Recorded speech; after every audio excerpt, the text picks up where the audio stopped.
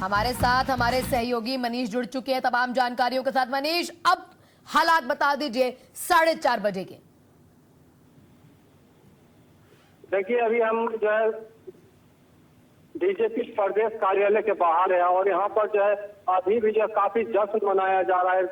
कार्यकर्ता बहुत उत्साहित है और पटाखे फोड़ रहे हैं, एक दूसरे को जो मिठाई खिला रहे हैं, अबीर लगा रहे हैं और इस प्रचंड जीत से जो है काफी जो उत्साहित है। और कार्यकर्ताओं को का कहना है क्या कि हमको लग रहा था कि जो है इस बार का जो है हम बहुत ज्यादा बहुमत से हम जो है मतलब के हमारी मतलब मोदी और नीतीश कुमार के नेतृत्व में जो बहुत मनीष, मोदी और नीतीश कुमार मतलब समझ गए, एक बार बोल रहे थे मोदी है तो मुमकिन है, नीतीश है तो निश्चिंत है, इस तरीके की तमाम बातें भी सुनी जा रही थी। लेकिन इसी बीच एक बड़ा चेहरा उभरे हैं हमारे चिराग पासवान। उनके लिए क्या जनता का कहना है? क्योंकि देखिए 29 सीटों पर माफ कीजिएगा वो लड़े और 29 में से 20 के आसपास सीटें जीतते हुए भी दिखाई देते हैं।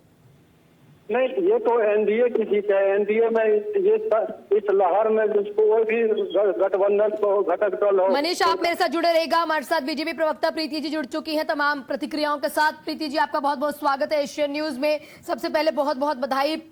पूर्ण बहुमत के साथ ये अलौकिक जो कहीं ना कहीं इस बार का दृश्य है बिहार चुनाव के रिजल्ट का, वो सराहनीय है। जी बहुत बहुत धन्यवाद आपका। और ये तो होना ही था, इसलिए होना था क्योंकि हमारी डबल इंजन की सरकार ने, मोदी और नीतीश जी की जोड़ी ने बिहार में कमाल मचा दिया था। चाहे निचले पायदान पर खड़े लोगों के लिए जन कल्याणकारी योजनाओं को चलाना हो, चाहे युवाओं के हाथ में रोजगार देना हो, चाहे महिलाओं को आत्मनिर्भर बनाना हो, सामाजिक राजनीतिक रूप से लोगों को सक्षम बनाना हो, हर तरफ काम हुए। लॉ एंड ऑर्डर दुरुस्त हुआ। 2005 से 25 के कार्यकाल की बात करें तो नीतीश जी के नेतृत्व में एनडीए की सरकार ने बिहार में चहुं ओर विकास किए हैं। और उसमें भी जब आदरणीय मोदी जी का सहयोग मिला हमारी पार्टी को, हमारी सरकार को, तो ये विकास की रफ्तार और दोगुनी रफ्तार से हमारा बिहार आगे बढ़ता रहा। और अब जाकर के इस बार जब हम प्रचंड बहुमत से सरकार बनाने जा रहे हैं तो निश्चित रूप से इस बार की जो जन अपेक्षा है कि यहाँ पर अब औद्योगिकरण होना चाहिए और यहाँ की रफ्तार और आगे होनी चाहिए, उस पर हम लोग काम करेंगे। तो जनता ने जो स्थिर एक मैंडेट दिया है, अपना उन्होंने प्रेम और स्नेह दिया है, उसका निश्चित रूप से हमारी सरकार एकदम बिल्कुल ख्याल रखेगी। और ये पूरी जीत और ये प्रचंड जीत ये आम जनता की जीत है, हमारे एनडीए के कार्यकर्ताओं की जीत है और विकास राज की कहीं ना कहीं जीत है। जो वादे जो है भाजपा की सरकार के साथ जेडीयू की सरकार ने या एनडीए ने कहीं ना कहीं बिहार में की है। प्रीति जी, आपका बहुत बहुत शुक्रिया तमाम प्रतिक्रियाओं के लिए। मेरे साथ आरजू खान जुड़े हुए हैं, आरजेडी प्रवक्ता है। आरजू जी, आपको बहुत बहुत स्वागत है एशियन न्यूज में। कहाँ कमी रह गई? नहीं, कमियां रह गई, हमारे तरफ से कहीं कोई कमी नहीं रह गई, लेकिन ये कहीं ना कहीं हम बिहार की आवाम को, बिहार की जनता को नहीं समझा पाए।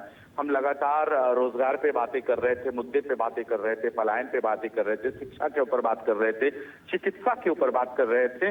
लेकिन ये मैं कह सकता हूं आज के वक्त में कि नफरत जीत गया, मोहब्बत हार गई। तो आप कहीं ना कहीं ये मान रहे हैं क्या कि यहाँ जो है इस तमाम चीजें करने के बावजूद अगर हार का सामना करना पड़ रहा है तो मंथन?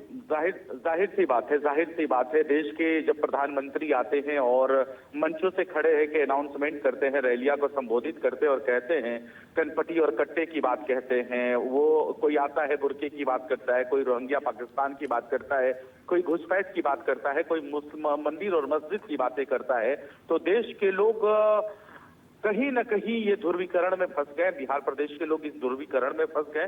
उनको शिक्षा पीछे उन्होंने छोड़ दिया, चिकित्सा पीछे छोड़ दिया, रोजगार पीछे छोड़ दिया, पलायन पीछे छोड़ दिया। और जिस तरीके से 20 सालों का अपना उपलब्धि नहीं गिना पाई भारतीय जनता पार्टी, जनता दल यूनाइटेड, इन सारी चीजों पे उन्होंने लड़ा और कहीं न कहीं मैं ये कह सकता हूं कि कुछ वक्त के लिए नफरत जीत गया, मोहब्बत हार गई।